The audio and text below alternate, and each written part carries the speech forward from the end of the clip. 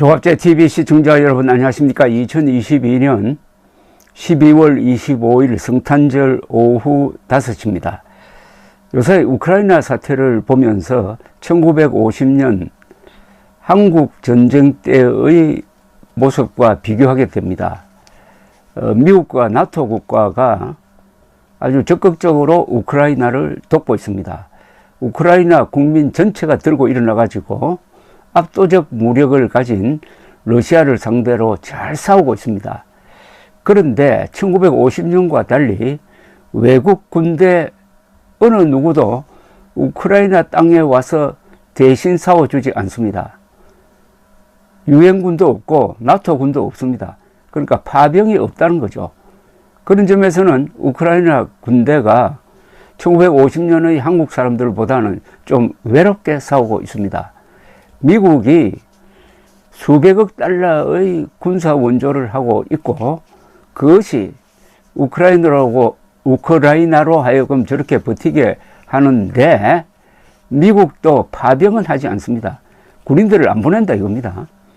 젤렌스키 우크라이나 대통령이 며칠 전에 미국을 방문해 가지고 의회에서 감동적인 연설을 했습니다. 그럼에도 별로 많은 것을 얻어가지는 못했습니다. 지금 젤렌스키는 사실은 비행기도 보내주면 좋겠고 또 고성능 미사일도 보내주면 좋겠는데 미국이 그렇게는 하지 않습니다. 그걸 보면서 1950년 6월 25일 대한민국이 남침을 당해가지고 목숨이 경각에 붙어 있을 때 어떻게 해서 트루만 대통령은 각 파병을 결정을 했고 남침 10일 뒤에 바로 미군이 한국에 와서 오산근방에서 북한군과 최초의 교전을 합니다. 얼마나 빠릅니까?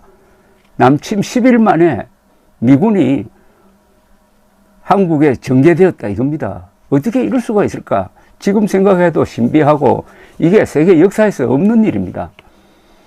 그때 미국과 한국은 동맹관계도 아니었습니다. 군사동맹이 없었습니다. 주한미군 다 철수했습니다. 군사 고문관들만 남아 있었습니다. 조약상의 의무도 없고 영토상의 문제도 없습니다. 한반도가 공산화된다고 해가지고 미국이 뭐 결정적 타격을 받을 일도 없었습니다. 그런데 어떻게 그렇게 신속하게 파병을 했을까요? 그것은 당시 미국이란 나라를 이해해야 합니다. 당시 미국은 인류 역사상 최고의 국가가 되어 있었습니다. 가장 위대한 강대국이 되어 있었습니다. 힘만 센 것이 아니라 가장 도덕적으로 높은 수준, 도덕적으로 높다는 것은 용감하기도 하고 착하기도 했다는 뜻입니다. 착하기만 하면은 뭐합니까? 강하기만 하면은 독재 아닙니까? 1950년의 미국은 가장 강력하고 가장 선한 나라였습니다.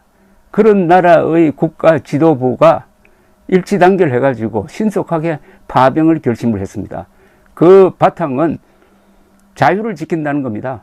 자유라는 것은 어느 한 나라만의 자유가 아니다. 세계 어느 나라의 자유도 같이 소중한 것이다. 이런 보편적 자유의 가치를 바로 행동으로 옮긴 겁니다. 이게 대단한 거죠. 행동으로 옮긴 겁니다. 말로 하기가 좋죠. 자유는 보편적 가치가 있으니까 그것은 인간 본연의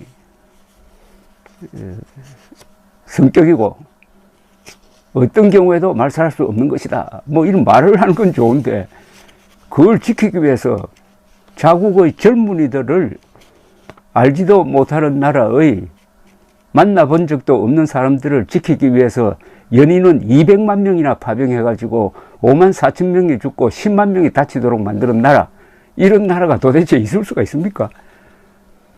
그런데 문재인을 비롯해가지고 이재명도 마찬가지지만 지금 민주당 세력은 그런 미국을 미워합니다. 오히려 김일성 세력을 좋아하든지 굴복하는 이런 나쁜 집단이 있을까요? 파병을 결심했던 1950년의 미국의 국가 지도부와 문재인 정권의 도덕성을 비교하면은 이거는 개돼지하고 저 천사 정도의 차이 아닐까요? 그런데 그때 미국 국가지도부는 그 무슨 대통령이나 군인들만 그래 했던 것이 아닙니다. 언론인들도 굉장한 도덕성을 가지고 있었다는 것을 증명하는 이 문장이 하나 있어가지고 이걸 소개를 해 드리려고 그럽니다. 미국 언론인 중에 드류 피어슨이라는 사람이 있습니다. 드류 피어슨이라 하면 당대의 대표적 칼럼니스트고 아주 반골 기자였습니다.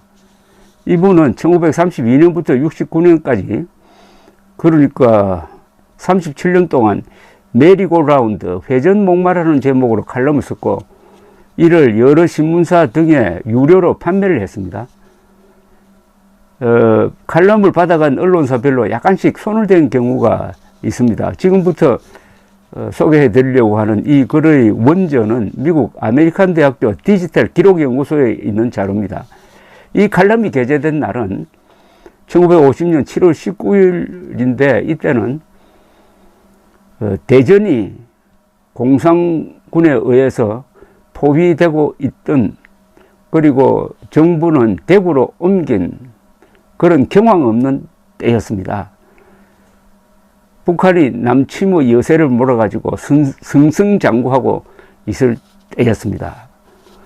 드류 피어스는 아들에게 쓰는 편지 형식을 빌어가지고 한국 전쟁이 세계 역사의 전환점이 될 것이라고 예언을 합니다. 징병 연령이 된 세대가 1차 세계대전과 2차 세계대전에서 이루지 못한 영구적 평화를 이룰 그런 계기가 될 것 같으니까 대의를 위해서 아들도 전선으로 가야 한다고 권유하는 글입니다. 18살 된 아들에게 쓰는 편지식으로 말하자면 참전 권유문입니다. 18살 된 아들 들어 한국전에 가야 된다고 하는 사람이 평소에는 미국 정부를 매우 비판했던 반골 기자 드류 피어슨이라는 점에서 이 글이 눈에 확 띄었습니다.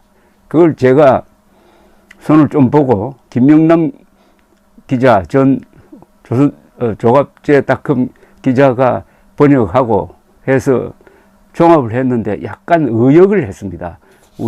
그러나 그 뜻은 그대로니까 한번 들어봐 주시기 바랍니다. 지금부터 드류 피어슨 기자가 18살 된 아들에게 보낸 편지문입니다.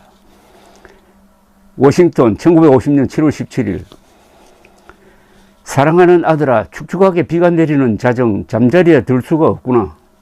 서재 타자기 앞에 앉아 있는데 고양이들이 잠옷을 입은 내 다리 위로 기어 올라오려 하고 있단다. 나를 깨어있게 하는 것은 비가 아니라 이 세상이 직면한 몇 가지 문제들, 그리고 너와 같은 많은 소년들이 곧 한국이라는 낯설고 머나먼 전선으로 떠나야 할지도 모른다는 사실이란다. 그래서 나는 곧 18번째 생일을 맞는 너와 같은 또래들이 인생을 설계하는 데 있어서 어떤 생각을 갖고 있는지 궁금해졌단다. 말 그대로 머리 위에 칼이 매달려 있는 것과 같은 조건 하에서 말이다. 나도 이런 데 대해서는 조금은 알고 있지. 우리나라가 1차 세계대전에 참전하기로 결정했을 때 나는 대학교에 다녔거든. 미국이 오랜만에 치른 첫 번째 전쟁이었고 우리들에게는 영광스럽고 흥미로운 모험으로 여겨졌단다. 우리는 그때 이 전쟁이 다른 일련의 전쟁의 시작일 뿐이라는 사실을 몰랐단다. 우리는 열병식과 국민적 열광을 즐겼지. 그러다가 휴전을 알리는 호루라기가 울렸을 때 장교 훈련소로 뽑혀가 있던 우리는 실망이 컸었단다. 그걸 생생하게 기억한다. 우리는 종전 유서가 사실이 아니길 바라면서 훈련을 계속했었단다. 하지만 너희 소년들은 우리보다 훨씬 세련된 세대야. 우리나라는 두 번의 큰 전쟁을 치렀고 뒤이어 한국이라는 곳에서 피투성이의 참혹한 전쟁이 터졌단다. 나는 한국에 가 있는 미군 중위 한 명이 내 평생 이렇게 쓸모없는 빌어먹을 전쟁은 본 적이 없다고 말한 것을 딱히 비난하지 않는단다. 8,000마일 떨어진 낯선 땅에서 낯선 사람들을 지키기 위해 위험하게 싸우는 것이 쓸모없는 일이라고 생각할 수 있다는 점은 잘 이해할 수 있다. 그런데 나는 1950년이라는 해가 한국 전쟁이라는 이유로 역사에 남게 될 것이라는 예감이 든다. 내가 지나치게 낙관적인 사람이기 때문이 아니야. 이 전쟁이 미래의 전쟁을 막고 화학과 평화의 새로운 시대를 열 것 같은 느낌이다. 외국에서는 우리를 멍청이, 즉 엉클 셉이라고 부르기도 해. 미국에서도 시카고 트리뷴 같은 사람들이 우리를 그렇게 부르기도 한단다. 우리가 돈과 음식, 철강, 그리고 이제는 생명까지 다른 사람들에게 내어주는 현실을 모르는 바보라는 것이지. 하지만 예수 그리스도라는 이름의 사람이 있었는데 그 역시도 사실상 엉클 셉으로 불렸어. 그 역시 비실용적인 선각자로 낙인 찍혔지만 그의 가르침은 인류가 그 이후로 고군분투하고 있는 하나의 목표를 만들어냈어. 미국은 마샬 플랜 등 여러 방식으로 우리의 이웃들에게 도움을 주었단다. 나는 미국이 2000년 전 예수 그리스도가 산상수훈에서 내린 위대한 가르침 이후 그 어느 때보다도 이를 실천적으로 이행하는 수준에 가까운 나라가 되었다고 말하고 싶은데 내가 너무 낙관적이기 때문이라고 생각하지는 않는단다. 내가 알다시피 나는 꽤 비판적인 신문기자로 알려져 있단다. 우리 정부나 국가의 잘못을 지적하는 것을 주저하지 않기 때문이다. 미국은 그런 결점이 있음에도 불구하고 나는 우리나라가 지금 이 순간 이상주의와 이타주의 그리고 힘의 정점에 도달했음을 절실하게 느끼고 있단다. 세계 어디에서도 볼 수 없는 수준에 이른 것이지. 우리는 이런 수준에 도달했지만은 그런 덕목을 곧 잃게 될 수도 있어. 위대한 제국들은 생겨났다가 사라지곤 했지. 너무 유약해졌거나 너무 멍청해졌거나 너무 강력해졌기 때문에 그리고 그들의 힘을 물질주의적인 정복에 사용했고 무장력에만 기반을 두었기 때문에 몰락했단다. 이상보다 이기주의를 앞세우다가 무너지게 된 거지. 우리도 같은 운명일 수가 있어. 우리 중 일부는 이미 평화의 문제를 어떻게 해결하느냐 보다는 우리의 배속과 배당금, 임금과 물가, 이웃이 몇 대의 자동차를 갖고 있는가에 더 신경을 쓴단다. 필라델피아 출신 도널드 서먼 중위가 한국 정선에서 기자들에게 미국 공군에 입대한 이유가 돈을 받아 필라델피아에 오두막을 짓고 싶어서라고 말했을 때 나는 그렇게 놀랍지도 않았단다. 그래서 어쩌면 우리에겐 한국이 필요했을지도 몰라. 우리가 너무 유약해지거나 이기적이고 물질주의적이 되는 것을 막기 위해서 한국이 필요했을지 모른다. 무엇보다도 한국이 필요했던 것은 침략자에 맞서 세계가 단결하는 본보기로 삼을 기회가 왔기 때문이란다. 이제 막 입대할 나이가 다가오는 너희 소년들이 기억해야 할 것은 한국전 참전이라는 결정이 지금이 됐든 얼마 후가 됐든 언젠가는 내려질 것이었다는 점이야. 국가라는 것은 끊임없이 전쟁을 위협하는 국가와는 함께 살 수 없단다. 한 국가가 자신들의 정치적 신조에 복종하지 않는 사람들을 괴롭히고 그들을 상대로 무장을 하고 그리고 침략하겠다고 위협한다면 자유세계는 존재할 수 없단다. 특히 너를 비롯해 우리가 명심해야 할 것은 자유인의 짐, 즉 세상을 자유롭게 유지해야 할 자유인의 의무야. 두 개의 대양으로 보호받았고 다른 국가들에 대하여 신경 안 쓰고 우리의 길만을 걸어갈 수 있었던 시절이 있었단다. 그런 시절은 원자폭탄과 장거리 전투기로 인해 끝나버렸어. 그렇기 때문에 세계 어디서든 사건이 생기면 전염병처럼 여기에 있는 우리에게도 영향을 끼치게 되어 있어. 이것이 자유와 관련된 부정할 수 없는 사실관계야. 나는 하나의 자유국가가 완전 무장한 자유가 없는 경찰 국가들에 둘러싸인 섬처럼 살 수는 없다고 생각한단다. 자유국가와 경찰 국가의 충돌은 피할 수 없고 그렇다면 정면승부로 해결해야 한다. 아마 너는 내가 신문기자로 취재했던 국제회의에서 전쟁의 씨앗이 뿌려지는 것을 목격했다고 했던 말을 기억할지 모르겠다. 내 눈으로 국제사회 모두와 함께 그 씨앗이 자라나고 배양되는 것을 지켜본 거지. 그때는 그런 위기를 막을 힘이 없었단다. 그러나 이번은 달라. 우리가 무기력하지 않아. 이번엔 우리가 다가오는 위기를 보고 이를 막기 위해 움직인 거지. 이때 나이가 다가오는 너와 다른 소년들이 다음과 같은 점을 기억하는 것이 중요하다고 나는 생각한다. 오늘날 세계의 그 어떤 국가도 우리와 같은 희생정신, 용기 그리고 이상을 갖고 있지 않다는 사실, 우리가 계속 이렇게 나아가야 한다는 점, 그러므로 이 한국전쟁은 비록 멀고 힘들며 반갑지 않은 전쟁이지만 이 세기의 정중앙인 1950년이라는 해에 위대한 전환점이 될 수 있단다. 우리가 국제경찰력과 국제적 권위를 구축하여 미래의 모든 전쟁을 막을 수 있도록 한다면 말이다. 너희 세대는 우리 세대보다 훨씬 더 똑똑하니 우리가 실패한 곳에서 성공할 수 있다고 믿는다. 사랑하는 너희 아빠가. 어떻습니까? 요지는 이겁니다. 1950년에 미국은 가장 용감한 나라이고 가장 강력한 나라이고, 그리고 자유를 지키기 위해서는 희생을 겁내지 않는 그런 나라가 되었다.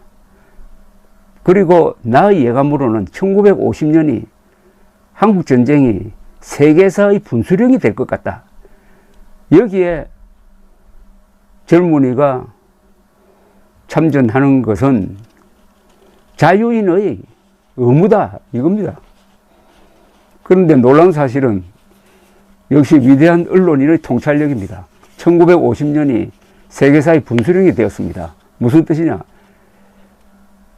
미국의 도움으로, 유엔군의 도움으로, 그리고 무엇보다도 우리 국군, 이승만 대통령, 국민 전체가 똘똘 뭉쳐가지고 스탈린, 모택동, 김일성이 합작한 남침 기습 전쟁에 맞서서 3년 동안 싸운 결과로서 무슨 일이 일어났습니까? 첫째, 대만이 살았습니다. 미국이 실험대를 보내서 그전에는 포기했던 대만을 지키기로 결심을 합니다. 그리고 전쟁 특수로 일본이 경제 부흥을 합니다. 동시에 그동안 농업국가로 만들어버리려고 했던 독일을 재무장시킵니다. 나토가 느슨한 협의체에서 지금과 같은 군사 동맹체로 커집니다. 강력해집니다. 그리고 트루만 대통령은 소련을 상대로 본격적인 군비 경쟁에 돌입합니다. 군사비를 4배로 늘려버립니다. 그리고 대한민국이 살아남아서 번영을 합니다.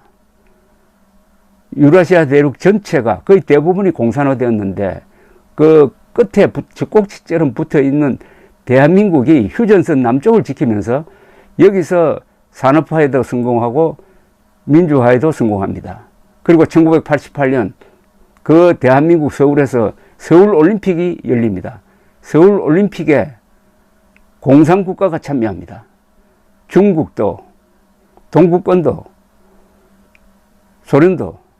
거기서 생중계를 통해서 대한민국의 발전된 모습을 본 소련 사람, 동구권 사람들이 우리는 이건 뭐냐? 거지 같은 나라.